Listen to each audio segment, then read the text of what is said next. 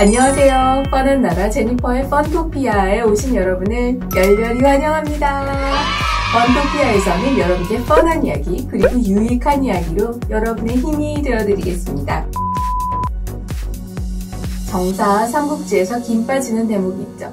바로 초기나라가 멸망하는 부분입니다. 어쩌면 이렇게 짧고 허무하게 끝날까 싶은데요. 위나라의 촉을 정벌하기 위해서 여름에 군대를 파견했죠. 여름에 파견한 군대가 겨울에 끝나버린 거예요, 전쟁이. 유비와 제갈 공명이 그렇게 공들였던 나라치고는 그 끝이 너무 허무한 거예요. 위 군은 어떤 작전을 세웠길래 이렇게 쉽고 간단하게 43년 된 나라를 멸망시킬 수 있었을까요? 그리고 촉하는 왜 이렇게 허무하게 멸망했을까요? 촉한의 멸망 과정을 살피면서 그 답을 얻고자 합니다. 시작에 앞서서 아직까지 뻔한 인문학 구독자가 아닌 분께서는 구독 버튼 꾹! 좋아요와 알림도 꾹 하셔서 제니퍼의 펀토피아로 들어오세요. 더욱 알짜고 유익한 콘텐츠로 보답하겠습니다. 바로 시작할게요. 강유의 계속적인 북벌 실패로 조정에서는 강유를 배제하려는 움직임이 있었다는 것을 이 강유 자신이 알게 된 거예요. 그래서 강유는 성도를 떠나서 답중에 주둔합니다. 253년 이래 강유가 북벌을 거듭해서 실패하면서 촉한의 국력은 급격하게 쇠퇴하게 되죠. 조정에서는 황관, 황호가 유선의 총애를 등에 업고 이게 정치농단을 막 하면서 이제 나라가 안 좋아지는 거죠. 앞뒤로 다 막힌 거예요, 나라가. 내우외란에 시달리느라 민심도 국력도 쇠약해진 촉한을 지켜보면서 이 위나라 사마소가 263년 8월 18만 대군을 동원해서 마침내 본격적인 촉한으로 쳐들어오는 거예요. 사마소가 어떻게 왔냐면 병력을 세 군데로 나눴어요. 첫 번째는 등해의 3만군대. 등해는 강유의 호적시였죠. 등해는 답중으로 바로 침공해가지고 그곳에 있는 강유를 붙들어 놓는 임무를 맡았습니다. 두 번째 팀은 옹주자사 제갈서 한때 역시 3만 군대를 줘서 강유의 퇴로를 차단하기 위해서 제갈서를 무가 교두로 보내게 됩니다. 그리고 마지막 팀, 이 마지막 주력 부대는 12만 군으로 종회가 맡게 됩니다. 종회는 군사를 나눠가지고 각각 야곡과 낙곡을 통해서 한쪽으로 진격했고 종회 자신은 대군을 이끌고 좌우곡으로 나가니까 종의 위군은 야곡, 낙곡, 좌우곡 이렇게 세 길로 들어와서 한중에서 착 모인 거죠. 위군의 대전략은 등해와 제갈서가 일부 군대로 촉의 주력군인 강유의 군대를 묶어놓고 있으면 그 사이에 종회가 대군을 이끌고 성도를 진격해가지고 빈집털이를 하겠다입니다. 근데 사실 실제 전쟁에서는 계획과는 약간 다른 방향으로 흘러가요. 함께 알아보도록 하겠습니다. 한중을 공격하던 종회는 요충지인 한성과 낙성을 점령하는데 이게 쉽지가 않은 거예요. 왜냐하면 왕함이 지키는 낙성 그리고 장빈이 지키는 한성은 군량과 무기가 충분했었어요. 그리고 그곳을 지키는 장빈, 왕함이 나 절대 이거를 그냥 줄 순 없다 그러면서 막 결사적으로 지켜내니까 종회는 두 성을 포위하고 그 아래에 있는 그냥 요충지인 관성을 차지하기 위해서 선봉 호열을 보내게 돼요. 호열은 쉽게 관성을 차지했어요. 어떻게 된 사연이냐면 관성을 지켜야 할 장서가 촉에 불만을 품고 있었던 거예요. 그래서 호열한테 투항해버렸기 때문이죠. 그렇게 돼서 종회는 낙성과 한성 그대로 포위해놓은 상태에서 나머지 전군을 이끌고 관성을 무혈 입성하게 됩니다. 그리고 쉬지 않고 남하하기 시작하는데 한편 답중에서 등해군하고 교전하고 있던 강유는 한중이 위험하다는 말을 듣고 이렇게 퇴각하게 돼요. 근데 한편 촉의 조정에서는 위나라의 대병력의 침략 보고를 받고서야 뒤늦게 깜짝 놀라가지고 요하를 답중으로 보내서 강유를 돕게 하고 장익과 동거를 장서가 있는 관성으로 구원군으로 파병하게 돼요. 강유는 검각까지 가가지고 그곳에서 장학과 요하하고 합류해가지고 종해군을 맞아 싸우기로 합니다. 이제 위군과 촉군 검각에서 싸우게 되는데 위군은 제갈서 그리고 종해군이 합류한 군이죠. 근데 촉군은 답중에서부터 후퇴한 강유가 장익 그리고 요하가 합류한 군이죠. 종애가 근데 수를 써요. 종애는 제갈서하고 군을 나눠서 지휘하는 게 싫은 거예요. 그래서 제갈서가 진격하지 않는다는 상소를 비밀리에 올려서 제갈서의 지휘권을 뺏어버렸고 제갈서는 낙양으로 압송되게 됩니다. 위군은 검각에서 총공격에 나서지만 강요군이 또 너무 잘 버티는 거죠. 그 좀처럼 함락시키지를 못해요. 이때 종애는 철수해야 되는 거 아니냐 했지만 등해가 이미 충분히 촉당에 진군한 상황에서 이때 철수할 경우에는 더 위험해. 그러니까 가만히 있어봐요. 이렇게 설득하자 포기하게 되는 거예요. 그리고 이때 등해는 은평에서 새끼를 통해서 성도를 급습한다는 그런 기발한 책략을 내서 실행에 옮기게 됩니다. 은평에서 성도로 가는 새끼는 지금까지 누구도 진군한 적이 없는 그런 험한 길이에요. 그러다 보니까 가로막는 사람이 아무도 없을 수밖에 없죠. 추운 10월 등해의 별도부대 1만 군사는 은평에서 사람이 살지 않는 곳을 700여리를 지나면서 진군하게 돼요. 와우. 산을 뚫고 길을 열면서 막 잔도를 가는데 길이 너무 험한 거죠. 식량도 떨어지고 위험한 거예요. 등해 본인은 모전에 둘둘 말려가지고 산을 굴러 내려다니고 장수들과 병사들은 나무를 잡고 벼랑을 따라서 일렬로 근근히 행군을 이어갔어요. 이런 상황을 뚫고 선봉이 강유에 이르렀습니다. 설마 은평 방면으로 적군이 나타난다라는 거는 상상을 못하는 거죠.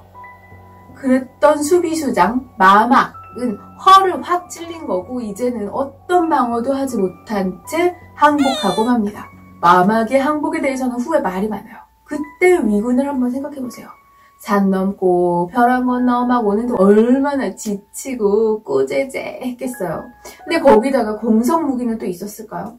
그렇다면 이 마막이 확 공격을 했던가 아니면 수비만 잘했어도 넉넉히 지킬 수 있었을 텐데 항복을 해버린 거죠. 그 항복으로 후에 촉의 수도가 너무 쉽게 점령당하게 되었다라는 비판이 있게 됩니다. 어쨌든 강유성의 수장 마막이 싸움 한번 해보지 않고 항복하는 바람에 드디어 면죽으로 가는 길이 열렸습니다. 등해가 쳐들어왔다는 소식이 들려오자 한나라의 위장군 제갈첨 이 등해를 막으려는 군대를 지휘하게 되었습니다. 상서랑 황숭이 제갈첨한테 빨리 나가라. 험지니까 적을 평지에 들여보내지 말라고 했는데 제갈첨이 이게 시간을 계속 끄는 거예요. 그런 사이에 험지를 위군한테 뺏겨버리고 제갈첨은 면죽으로 퇴각하게 됩니다. 제갈첨군은 위군과의 싸움에서 대패해서 제갈첨을 비롯해서 그의 아들 제갈상, 황순 및 장비의 손자 장준 등도 함께 전사하게 됩니다. 조은의 처남 조광은 강유를 수행하다가 답중해서 등해군한테 잠수. 그렇게 되자 촉한의 건국에 공이 있었던 그런 충신들의 자손이 하나 둘씩 다 가버린 거죠.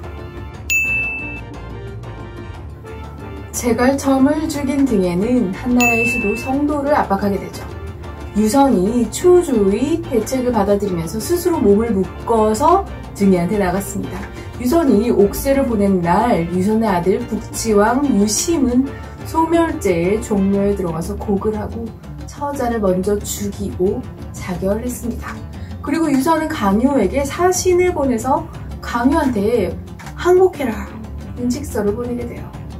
강유는 유선이 보낸 직서를 받고 종애한테 투항했어요. 그리고 종애는 강유를 후대하게 됩니다. 그 후에 촉한 멸망에 큰 공을 세운 종애는 촉한을 탈취해가지고 강유와 함께 독립을 하려는 사건이 일어나요. 화양국지에 따르면 강유는 종애한테 북쪽에서 온 장수들을 모조리 죽여라고 부추겼대요. 종애가 위의 장수들을 다 죽이고 나면 자기는 종애를 죽이고 북방의 병사들을 모두 죽인 뒤에 총나라를 회복한다 라는 계획을 세웠던 거죠. 종애는 먼저 등해한테 모반의 누명을 씌워서 죄인 호소용 수레에 실어가지고 허창으로 보내버려요. 그리고 직접 성도의 실권을 장악하게 됩니다. 그리고 촉한 토벌로 편성됐던 그 위군의 주력 부대와 유선의 조기 항복으로 인수한 촉한군을 합쳐가지고 20만 명이라는 대군을 편성해서 사마소 타도 계획을 세우게 됩니다. 그런데 이 종이의 계획도 그의 장수였던 호여를 통해서 외부에 알려지게 되고 그 음모가 들통난 종애와 강유는 위군에 의해서 허무하게 전사하고 맙니다. 사마소는 유선의 촉한을 멸망시키고 모반을 꾸민 종애하고 강유까지 깔끔하게 제거해버린 거예요. 264년 촉한을 평정했던 그 공적을 인정받아서 진왕의 지위에 오르게 됩니다.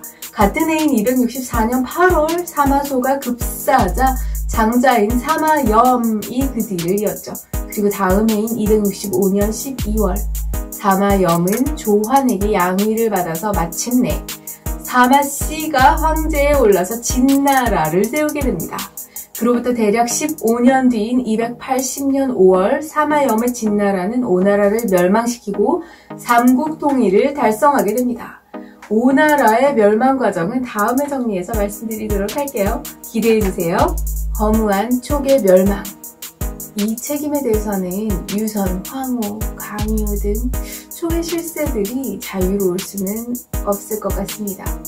나중에 여기에 대해서도 다시 제가 분석을 해가지고 한번 포스팅을 하겠습니다. 위에 대군이 쳐들어오는데 왜 강유는 촉의 정예 부대를 거느리고 답중이라는 오지에 있었을까요? 답중은 산세가 험한 오지라서 군대를 이동하기가 매우 어려웠을 건데 위 황제는 촉 정벌에 관한 조서에서 촉이 의지하는 것은 강유뿐이되 그가 본거지에서 멀리 떠난 틈을 타서 공격하면 절반의 힘으로 2배의 역할을 거둘 수 있다고 말했습니다. 강유가 답중으로 촉의 주력 군대를 이끌고 간 게 위의 침략 빌미를 제공했다는 말이 됩니다. 강유가 답중에 주둔한 이유는 성도에서 황후가 실권을 장악하고 있기 때문이고 다른 하나는 강유 자신의 지론과 같이 강족과 호족을 이용해서 합동작전으로 위나라를 격파하기 위해서였습니다. 근데 이는 적군은 서울 방면으로 내려오는데 강유는 강릉에 있는 것과 같이 촉의 군사력을 무력화시키는 결과를 낳게 됩니다. 촉은 전투다운 전투조차 하지 못하고 촉의 수도가 포위당하게 된 거죠. 여기에 대한 책임은 촉의 군통수권을 맡았던 강유에게 물을 수밖에 없는 것 아닐까요? 여러분 재미있으셨나요? 지금까지 제니퍼의 펀원입니다. 펀토피아의 제니퍼였습니다. 여러분 영상이 재미있거나 유익했다면 아래쪽에 있는 좋아요 그리고 구독과 알림 꼭 부탁드릴게요. 제니퍼의 펀토피아는 여러분의 의견으로 컨텐츠를 제작하고 있습니다. 펀토피아에서 다루었으면 하는 이야기를 댓글로 남겨주시고 여러분의 의견을 알려주시면 제가 컨텐츠를 최대한 만들려고 노력해보겠습니다. 다음에는 더 재미있고 유익한 영상으로 찾아뵙겠습니다. 감사합니다. 여러분 안녕.